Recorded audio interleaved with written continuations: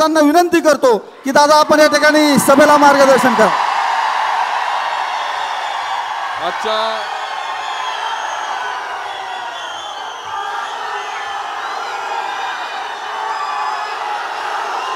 आजच्या सभेच्या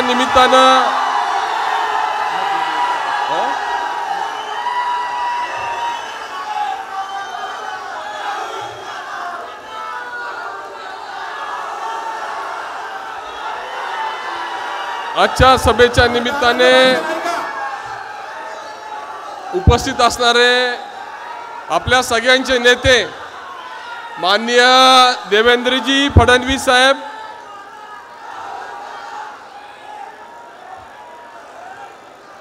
व्यासपीठावरील उपस्थित असणारे महायुतीचे सर्व पदाधिकारी, सर्व नेते मंडळी, या सभेच्या निमित्तानं उपस्थित सर्व महायुतीचे कार्यकर्ते, सर्व ज्येष्ठ मंडळी, सर्व तरुण वर्ग, अतिशय चांगल्या संख्येने उपस्थित असणाऱ्या लाडक्या बहिणी आणि उपस्थित बंधू भगिनींनो, आज प्रथमतः मी देवेंद्रजींचं स्वागत करत असताना त्यांनी मागच्या 10 वर्षामध्ये या दौंड विधानसभा मतदारसंघाच्या वाटचालीमध्ये अतिशय मोठं योगदान दिलं आणि या सगळ्या कार्यकालामध्ये फारसं त्यांना आभार मानण्याची संधी मला मिळाली नाही, तुम्हाला मिळाली नाही. त्यामुळे प्रथमतः देवेंद्रजींना मी धन्यवाद देतो. 10 वर्ष तुम्ही या मतदारसंघाच्या पाठीशी उभं राहिला आणि त्यामुळे दौंड बदलतंय हे चित्र आम्हाला लोकांना दाखवता आलं आणि या तालुक्याला अनुभवता आलं. मागील 10 वर्षामध्ये जी महत्त्वाची कामं माननीय देवेंद्रजींनी मार्गी लावली आणि आपल्या सरकारनं मार्गी लावली, त्याच्यामध्ये अष्टविनायक मार्गाचं काम पूर्ण झालं. आता खडकवासला टनेलचं जवळपास 2200 कोटी रुपयाचं काम हे सुरू केलेलं आहे. बेबी कॅनॉलचं जवळपास 300 कोटी रुपयाचं काम माननीय देवेंद्रजींनी मान्य केलं. आता कॅनॉलचं काम सुरू आहे. या दुष्काळामध्ये आपल्याला कसा दिलासा या बेबी कॅनॉलचा मिळाला हे तुम्ही सगळ्यांनी पाहिलेलं आहे. आणि पुढच्या काळामध्ये सुद्धा जलसंपदा विभागाच्या वेगवेगळ्या कामासंदर्भामध्ये आपल्याला त्यांच्या सहाय्याची आवश्यकता राहणार आहे. माझी सर्व कार्यकर्त्यांना विनंती आहे, आपण जर शांतता ठेवली तर माझंही मनोगत व्यक्त करता येईल आणि मागच्या बसलेल्या मंडळींना समजेल. सगळ्यांचा उत्साह चांगला आहे, परंतु तो 20 तारखेसाठी राखून ठेवा.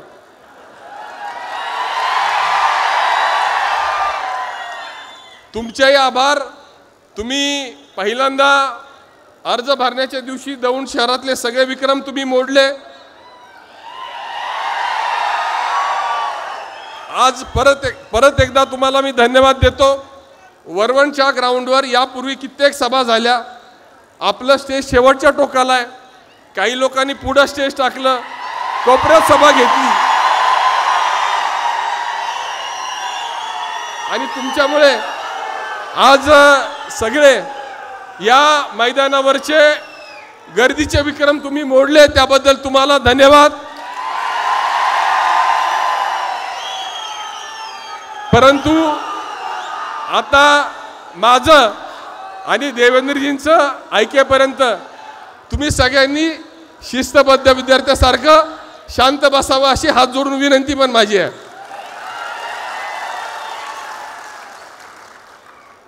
अतिशय भक्कम पाठिंबा मान्य साहेबांनी दिला. हिमालयासारखे आपल्या पाठीशी सातत्याने उभं राहिले. बेबी कॅनॉलचा फायदा सर्वसामान्य शेतकऱ्याला काय झाला हे या उन्हाळ्यामध्ये पाहिलेलं आहे.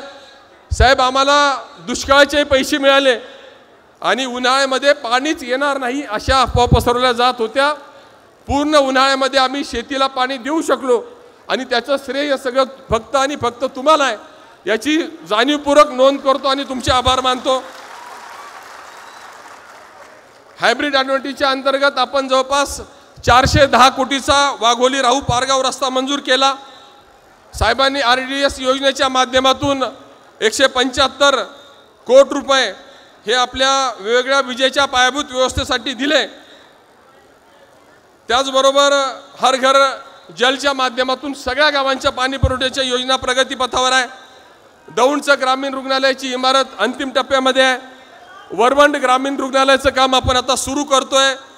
साहेबांनी विशेष बाब म्हणून दौंडला स्वतंत्र प्रांत कार्यालय दिलं. कोर्टाची व्यवस्था आपली बारामतीला होती, ती सुद्धा आता आपण कमी करून दौंडला आणली. सिनियर डिव्हिजनचं काम हे आता दौंडमधून सुरू झालं आणि त्याचं श्रेयसुद्धा आदरणीय साहेबांना आहे. बुद्धविहाराचं काम आता प्रगतीपथावर आहे. मागासवर्गीयांची निवासी शाळा ही आता या परिसरामध्ये आपण सुरू केलेली आहे, त्याची इमारत आपण करतोय. त्याचबरोबर ओबीसी मंत्रालयाची स्थापना झाली. 200 कोटी रुपयाचा, फारसा आपल्याला माहीत नसणारा, परंतु साहेबांच्या सूचनेप्रमाणे माननीय नारायण राणे साहेब MSMEचे मंत्री असताना त्यांनी 200 कोटीचा एक टेक्नॉलॉजी सेंटरचा एक प्रकल्प कुरकुममध्ये मंजूर केला आहे. जागा उपलब्ध झालेली आहे, काम सुरू करू आणि त्या माध्यमातून सुद्धा आपल्या भागामध्ये रोजगाराला संधी मिळणार आहेत. दौंड जंक्शन हे सोलापूरमध्ये होतं, साहेबांनी रेल्वे मंत्र्यांना सूचना केल्या, आता ते पुणे डिव्हिजनमध्ये आलं आणि आपल्याला खऱ्या अर्थानं न्याय मिळाला. आपल्याला मुंबईला जायला सोपं असणारा चौफुला शिक्रापूर चाकण रस्त्याचं काम आता सुरू आहे.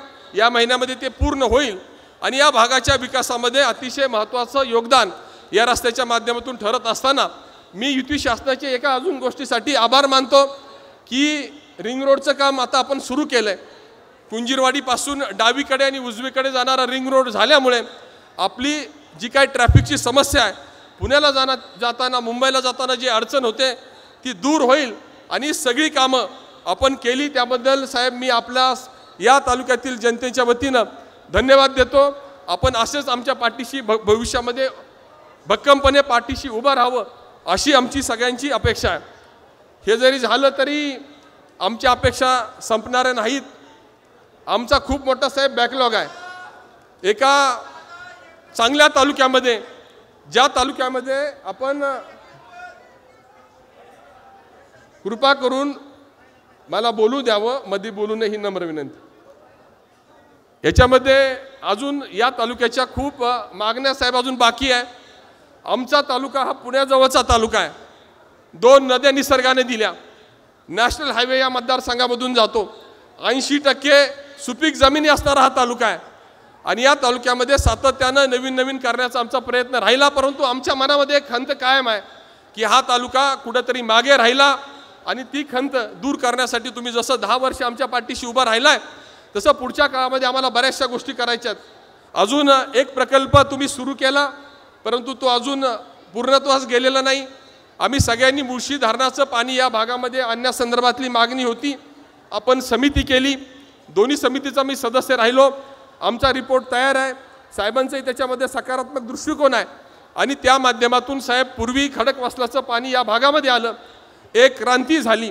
आता मुळशीचं पाणी या भागामध्ये आणण्यासंदर्भातले सगळे अडथळे आम्ही दूर केलेत. कायदेशीररित्या ते करतोय.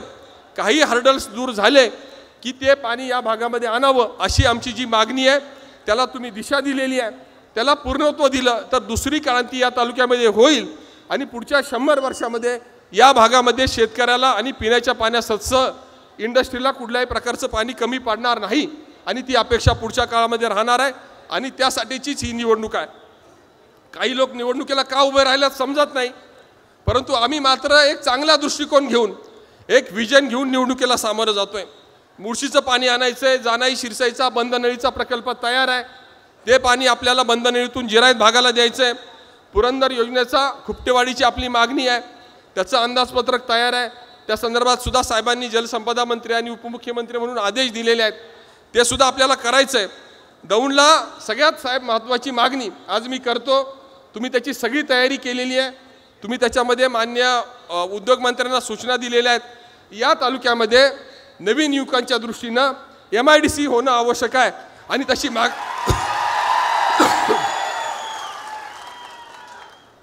मध्ये अपघातानं आपलं सरकार 2.5 वर्ष नव्हतं, परंतु ही सगळी तयारी झालेली आहे. ती MIDC करण्यासाठीची ही निवडणूक आहे. साहेब वीज बिल माफी आपण सगळ्यांनी दिली, परंतु पुढच्या काळामध्ये 7.5 HP सुद्धा पुढच्या काळामध्ये जे काही आपण बार टाकलेला आहे तो काढावा आणि सगळ्याच शेतकऱ्यांना वीज माफी द्यावी अशा प्रकारची आमची मागणी राहणार आहे. दुसरी मागणी शेतकरी कर्जमाफी संदर्भातली आपण काही ठिकाणी घोषणा केलेली आहे. ती एक लोकांची मागणी आहे आणि त्या संदर्भात सगळ्यांच्या अपेक्षा निश्चितपणे आहे. पुढच्या काळामध्ये आपल्याला ग्रामीण मार्ग पूर्ण करायचे आहेत. साहेब हा मतदारसंघ 60% PMRDA मध्ये समाविष्ट आहे. तर PMRDAच्या माध्यमातून या तालुक्याचं चांगलं नियोजन करताना तुमची सगळ्यांची मदत आम्हाला निश्चितपणे लागेल. आणि आमची जी खंत आहे की दौंड कुठंतरी मागं राहिलं, ती खंत दूर करण्यासाठी तुम्ही आमच्या पाठीशी भक्कमपणे पुढच्या काळामध्ये उभं राहणं अपेक्षित आहे. पुरंदर एअरपोर्ट जवळ होतंय, त्याचा फायदा सगळा दौंड तालुक्याला होईल. त्या संदर्भामध्ये या भागाचं नियोजन करताना आपलं सहकार्य लागेल. रिंग रोडचं काम आता जे होईल ते लवकर झालं तर निश्चितपणे आमच्या या तालुक्याच्या विकासाला चालना मिळेल. आणि या सगळ्या गोष्टी पूर्ण करण्यासाठीची निवडणूक आहे.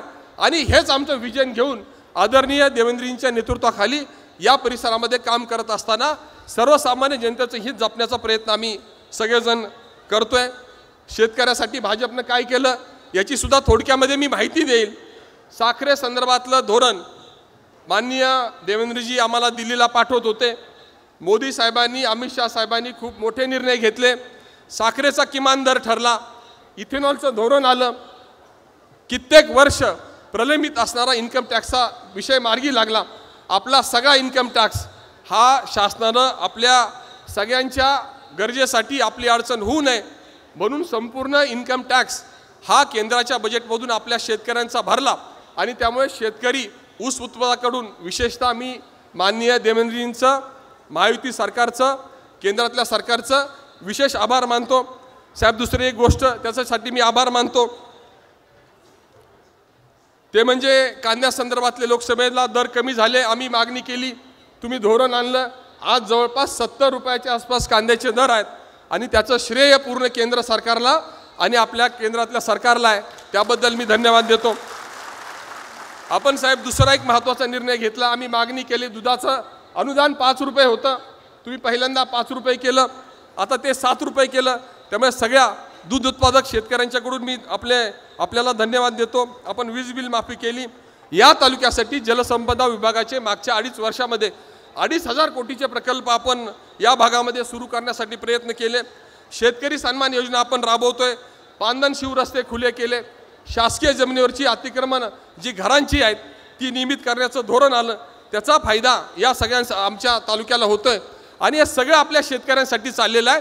त्यामुळे कुणी जर म्हणत असेल की महायुतीच्या सरकारनं किंवा केंद्रातल्या सरकारनं काय केलं तर ही यादी त्यांच्या हातात दिली तर त्यांच्याकडे कुठल्याही प्रकारचं उत्तर नसेल याची खात्री या कार्यक्रमाच्या निमित्तानं देतो. साहेब या संदर्भामध्ये मी जाणीवपूर्वक उल्लेख करतो की आपण सगळ्यांनी मला देवेंद्रजींचं विशेष आभार. आम्ही विरोधात असताना आपण मला धर्मादाय रुग्णालयाच्या समितीवर काम करण्याची मागच्या वेळी पण संधी दिली, यावेळी पण संधी दिली. साहेब जवळपास 10,000 पेक्षा जास्त शस्त्रक्रिया ज्याची किंमत किमान 10 लाखापेक्षा जास्त होती अशा शस्त्रक्रिया तुमच्या मदतीनं आम्ही मार्गी लावल्या. लाखो लोकांना आम्ही या कालावधीमध्ये मदत केली. हे सगळं करत असताना मागच्या 5 वर्षामध्ये साहेब कोरोनाचं संकट आलं. आम्ही एकटाच विरोधी पक्षाचा आमदार होतो. सगळ्या सत्ता आमच्या विरोधी पक्षाकडे होत्या. तरीसुद्धा अतिशय चांगलं काम मी व माझ्या सर्व सहकाऱ्यांनी या ठिकाणी उभं केलं. आम्ही कुठलाही गाजावाजा केला नाही. 5,000 कोरोनाच्या रुग्णांना आम्ही मदत केली आणि त्याच्यामध्ये कुठलाही दुजाभाव न करता माणुसकीवरचं एक संकट आहे त्याला तितक्याच ताकदीनं सामोरं गेलं पाहिजे. आम्ही संकटाला सामोरं गेलो, या संकटाची तीव्रता कमी केली आणि कोरोनामध्ये या कालावधीमध्ये लोकांना दिलासा देण्याचं सुद्धा काम आम्ही केलं. बांधकाम कर्मचाऱ्यांची योजना चांगली राबवली. PM आवास योजनेचा सुद्धा लाभ या परिसरातील सर्व नागरिकांना देण्यासाठी आम्ही प्रयत्न केले आणि वैयक्तिक स्वरूपाच्या योजना या लोकांच्यापर्यंत पोहोचवण्यासाठी माझ्या सर्व सहकाऱ्यांनी प्रचंड कष्ट घेतले आणि त्यामुळे या संपूर्ण मतदारसंघामध्ये आम्हाला प्रचंड असा पाठिंबा मागच्या महिन्यामध्ये मिळालेला आहे. काही बाबतीमध्ये टीका होते, काही लोक टीका करतात. साहेब या ठिकाणी भाषण होताना मी प्रत्येक गावात गेल्यानंतर किमान तुमच्या पाठिंब्यामुळे केलेली कामं सांगताना मला कमीत कमी 30-40 मिनटं लागत आहेत. परंतु आमचे समोरचे उमेदवार भाषण करतात 5 मिनटं, 4 मिनटं माझ्यावर टीका करतात. त्याच्यामध्ये कुठलाही अजेंडा नाही, कुठलाही विषय नाही, विषय काढतात कारखान्याचा. साहेब तुमचे मी शतशः धन्यवाद देईल. या 49,000 शेतकऱ्यांच्या वतीनं कारखाना सुरू करण्यासाठी तुम्ही मदत केली हे दावा माझा पण आहे. परंतु समोरच्या उमेदवाराचा सुद्धा तो दावा आहे. त्यांनी सांगितलं की कारखाना सुरू झालाच नसता, परंतु माननीय देवेंद्रजी आणि अमित भाईंनी सांगितलं म्हणून हा कारखाना सुरू झाला. त्यामुळे खरं तर आमचं त्या विषयावर एकमत आहे, मग त्या टीका का करतात हे मला समजत नाही. विनोदाचा विषय तर असा आहे की हे 12माही 24 तास हा कारखाना कसा बंद पाडता येईल या दृष्टीने प्रयत्न करतात आणि कारखान्यावर ते टीका करतात. त्याचं मी एका वेळीत उत्तर देतो की कारखान्यावर टीका करताना या सगळ्या मंडळींना फक्त एकच गोष्ट झालेली आहे, ते त्यांना सांगताही येत नाही आणि बोलता येत नाही म्हणून टीका करतात. कारखाना सुरू झाला याचीच पोटदुखी या समोरच्या मंडळींना असा माझा दावा आहे. आज साहेब तुमच्यामुळे कारखाना सहकारी राहिला, 3000 रुपये दर मिळाला, आमचा ऊस वेळेवर जायला लागला. गेल्या वर्षी 5000 टनांनं गाळप केलं, यावर्षी 10000 टनांनं गाळप करू आणि शेतकऱ्यांना दिलासा देण्यासाठी आम्ही त्या ठिकाणी प्रयत्न करतोय. शैक्षणिक संकुलच्या बाबतीमध्ये टीका केली जाते. माझा दावा आहे की मी व माझ्या सहकाऱ्यांनी या भागामध्ये शैक्षणिक योगदान देण्याचा प्रयत्न केलेला आहे. 2009ला मी पराभूत झाल्यानंतर सगळ्यात पहिलं काम जर मी काय केलं असेल, या तालुक्यात इंजिनिअरिंग कॉलेज सुरू केलं. त्याच्यामध्ये प्रतिसाद मिळाला नाही. आता त्या ठिकाणी नवीन युनिव्हर्सिटी सुरू होती आहे. आपलेच एक सहकारी दिवेकर कुटुंब या भागामध्ये फार्मसी कॉलेज चालवतंय. आता शेळके कुटुंब यांनी केडगावला फार्मसी कॉलेज सुरू केलं आहे. दौंडला आपले सहकारी मान्य प्रेमसुखजी कटारिया हे शैक्षणिक संकुल चालवतात. आणि साहेब माझी विनंती त्याच्या बाबतीमध्ये राहणार आहे, मी तुमच्याशी चर्चा केलेली आहे. या भागामध्ये शैक्षणिक संकुल उभं करण्याचा निर्णय आम्ही घेतलेला आहे आणि त्या संदर्भामध्ये तुमचं सहकार्य लागेल. मी तुम्हाला खात्री देतो की या पंचवार्षिकमध्ये या परिसरामध्ये शैक्षणिक संकुल उभं करण्याची जबाबदारी आम्ही घेतलेली आहे आणि तुमची अपेक्षा आम्ही त्या निमित्तानं सुद्धा पूर्ण करणार आहोत. परवा साहेब बरेच लोक सध्या इकडून तिकडून येत आहेत, टीका करतायत. उद्दिष्ट फक्त मला टार्गेट करणं आहे. 2-4 खासदार आतापर्यंत येऊन गेले. परवा एकाने सांगितलं की विकास कामावर चर्चा करावी. होमवर्क कमी असलं की अशी अडचण होते. विकास कामावर जाहीर चर्चा करण्याचं त्यांनी आवाहन केलं, दुसऱ्या दिवशी मी स्वीकारलं. परंतु सध्या समोरचे उमेदवार मैदानातून पळून गेले. त्यांनी सांगितलं की मी काही समोर येणार नाही, कारण की समोर आल्यानंतर काय होतं हे तुम्ही कारखान्याच्या जनरल मीटिंगला पाहिलेलं आहे.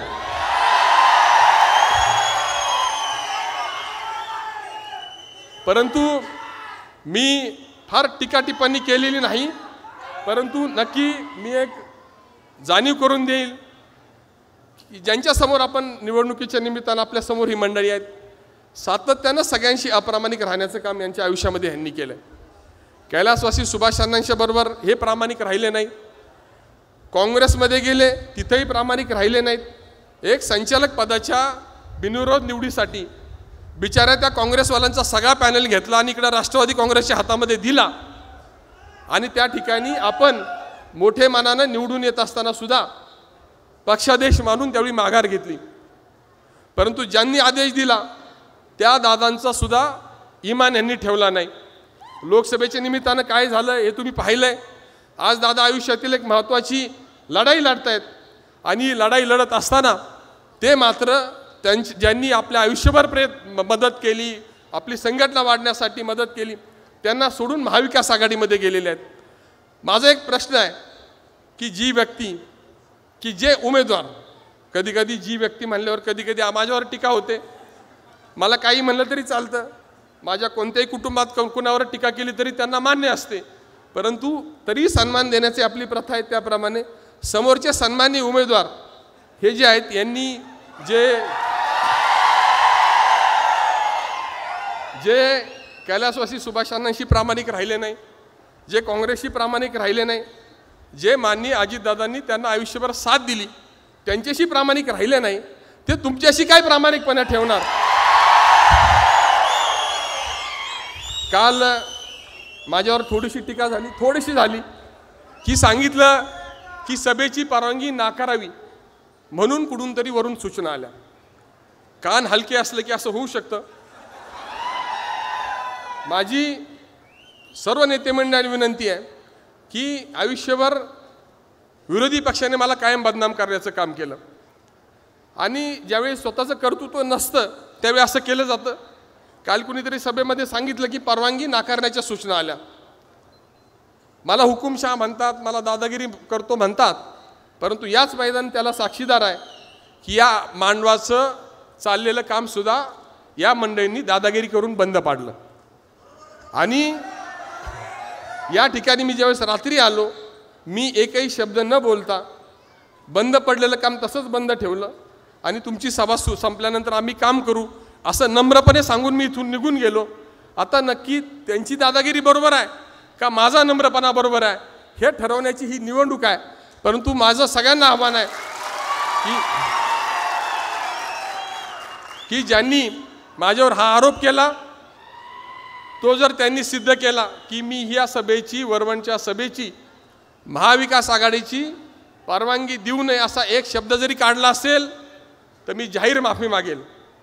परंतु जर मी तसं बोललो नसेल तर माझ्यावर जो आरोप झालेला आहे, ज्यांनी ती माहिती दिली, ज्यांनी चुकीची माहिती दिली, त्या व्यक्तीनं इथं येऊन जाहीर माफी मागण्याचा नम्र आवाहन मी या निमित्तानं करतो.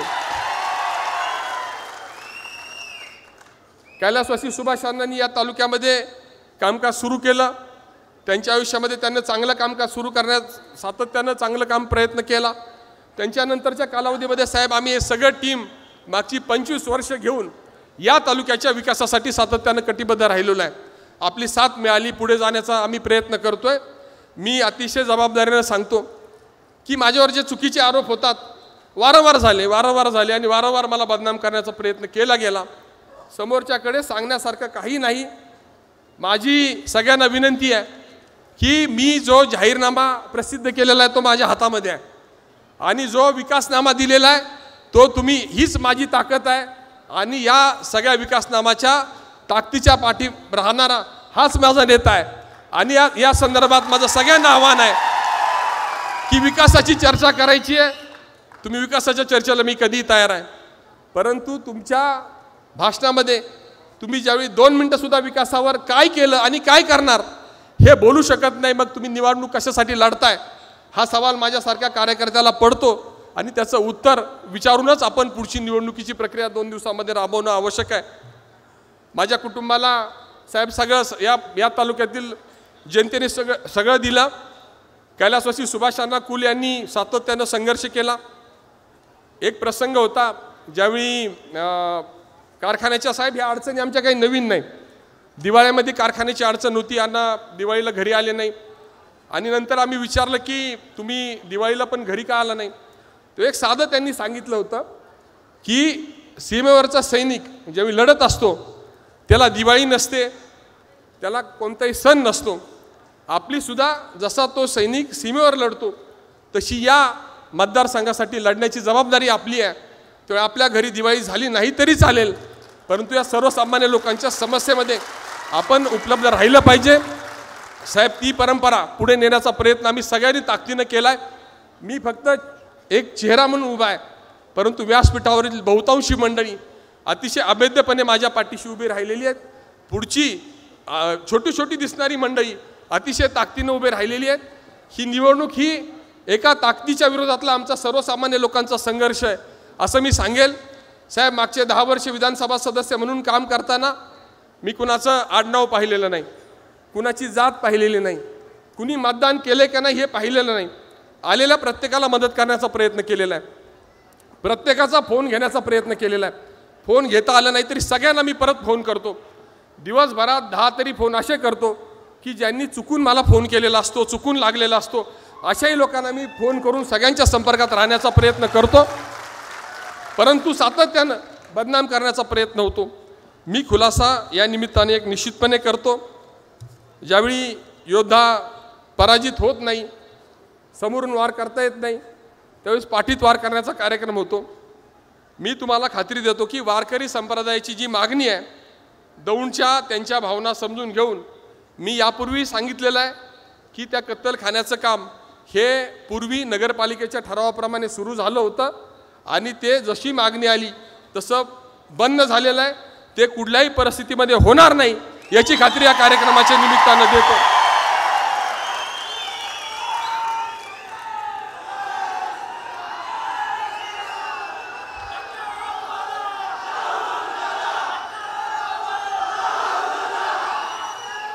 शेवटचे आभार. मी आपण सगळेजण सावलीत बसलाय, आपण सगळेजण सावलीत बसलोय, परंतु आभार मानले पाहिजे बाहेर बसणाऱ्यांचे.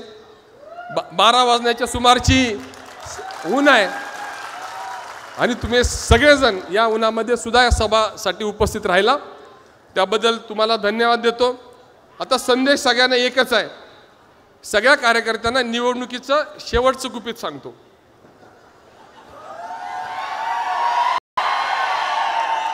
गुपित उघड सांगायचं नसतं, परंतु मला सांगावं लागते की गावागावामध्ये कुणाकुणाचे कुणाशी भांडणं असतील तर ते बाजूला ठेवा. आणि यांनी मला बोलवलं नाही, ह्यांनी माझा मान कोरला, ह्यांनी मला ग्रामपंचायतला आडवी मारली होती, ते आपण 20 तारखेनंतर बघू, ग्रामपंचायतला बघू. आणि ही आपल्या हातातली गोष्ट आहे. हे अवघड आहे का? मग तुम्ही मला खात्री देणार का? मला तुम्ही सगळे खात्री देणार का की गावागावातील सगळे गट बाजूला ठेवून मी सगळ्यांच्यासाठी 24 तास उपलब्ध आहे, सातत्यानं सगळ्यांच्या बरोबर राहिलेलो आहे, सगळ्यांना न्याय द्यायचा प्रयत्न केलेला आहे. मग आता साहेबांनी मला विचारले की तुझ्याबरोबर काम करणारे सगळे लोक एक दिलानं काम करणार का? मग मला सगळेजण हात वर करून ती खात्री देणार का? हे जर घडलं, हे जर तुम्ही मला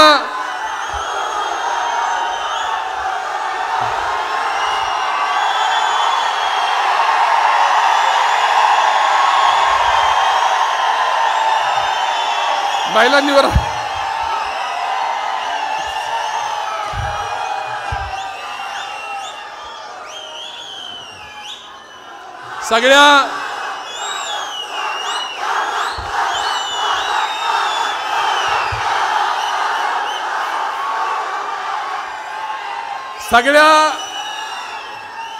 सगळ्या बहिणींचे आभार आणि तुमचे पण आभार. यासाठी हा प्रश्न ज्यांच्यासाठी आहे त्यांनी हात वर केले, फक्त पुरुष मंडळींनी हात वर केले. महिलांना कळलं की हा प्रश्न आपल्यासाठी नाहीच आहे, त्यांनी हातच वर केला नाही. त्यामुळे जे महिलांनी ठरवलंय की काही झालं तरी 20 तारखेचं मतदान आपणही चांगलं करायचं आणि आपल्या शेजारच्या सगळ्यांना मतदान केंद्रापर्यंत पोहोचवायचं. आपली ताकद अतिशय मोठी आहे. आपसातील विषय बाजूला ठेवा आणि सगळ्यांनी 20 तारखेच्या मतदानासाठी तयारी करा, अशा प्रकारचं मी आवाहन करतो. सुदैवानं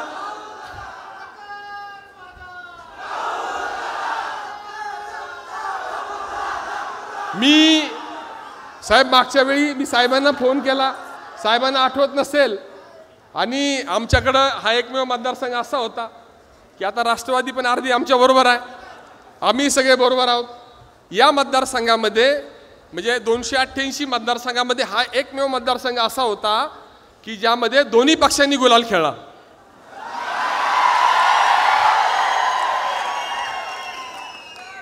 आणि त्या माध्यमातून शेवटी आमची ताकद कामालाच आली. पण दिवस रात्र माझ्या कुटुंबियांनी, माझ्या सहकाऱ्यांनी आणि मी जी जनतेची सेवा केली ते जनतेचे आशीर्वादच कामाला आले आणि आम्ही 700 मताच्या फरकाने विजयी झालो. तुम्हाला आव्हान माझं असं असेल की मी 700 मतांना निवडून आलो, मी काठावर पास झालेला विद्यार्थी आहे, बरोबर आहे, परंतु काम मात्र मी मेरिटच्या विद्यार्थ्यासारखं 5 वर्ष करण्याचा प्रयत्न केलेला आहे. त्यामुळे तुम्ही 2 दिवस द्या, पुढचे 5 वर्ष आपल्या सगळ्यांच्या सेवेमध्ये मी निश्चितपणे राहील अशी खात्री या कार्यक्रमाच्या निमित्तानं देतो. आपण मेरिटचं काम केलंय, आपण 1 नंबरचंच काम केलंय, आपलं चिन्ह 1 नंबरलाच आहे, नाव 1 नंबरलाच आहे आणि मतदान सुद्धा 1 नंबरला झालं पाहिजे, अशा प्रकारचं निश्चितपणे माझं आव्हान राहणार आहे.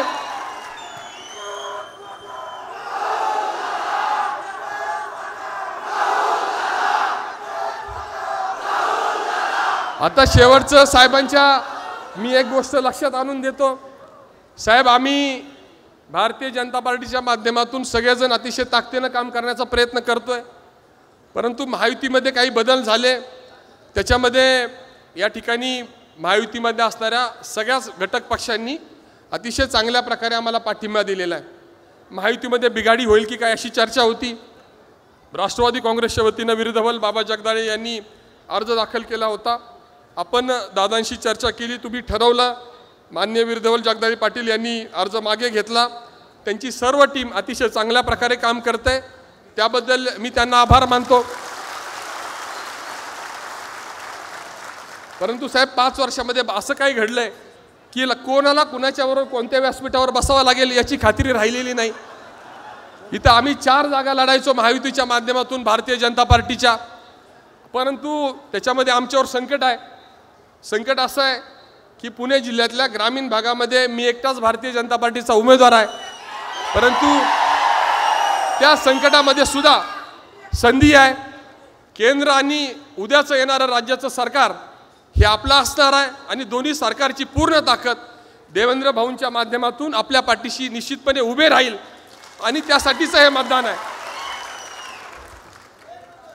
मी सर्वांना आभार मानत असताना ज्या ताकदीनं तुम्ही अर्ज भरला, ज्या ताकदीने या सभेला उपस्थिती दाखवलेली आहे, तेवढीच ताकद 20 तारखेला सकाळी 7 वाजल्यापासून संध्याकाळी 6 वाजेपर्यंत मतदान केंद्रावर पण दिसली पाहिजे, अशा प्रकारचं आवाहन करतो। माननीय साहेबांना धन्यवाद देतो। मी 2च घोषणा देईल, आपण त्याला प्रतिसाद द्यावा।